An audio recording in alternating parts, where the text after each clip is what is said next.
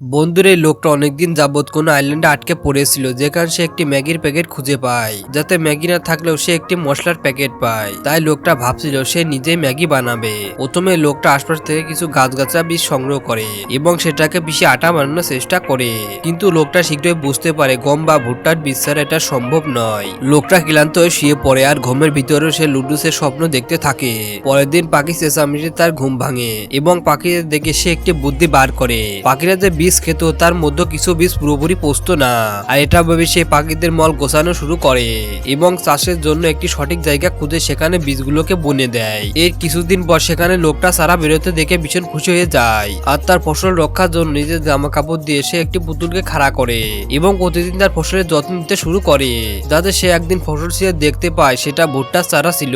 লোকটা খুশি যেন আর ধরে না, কারণ সে এবার তার ম্যাগি খাওয়ার স্বপ্নকে পূরণ করতে পারবে। ফসল যখন পুরোপুরি তৈরি, সে ভুট্টার দানাকে বের করে আটা তৈরি করে এবং সেটাকে লুডুসের আকার দিয়ে কেটে পানিতে সেদ্ধ করে। আর এবার সে ওই মশলাকে ঢেলে দিয়ে যখন প্রথমবার খায় তো তার চোখে পানি চলে আসে।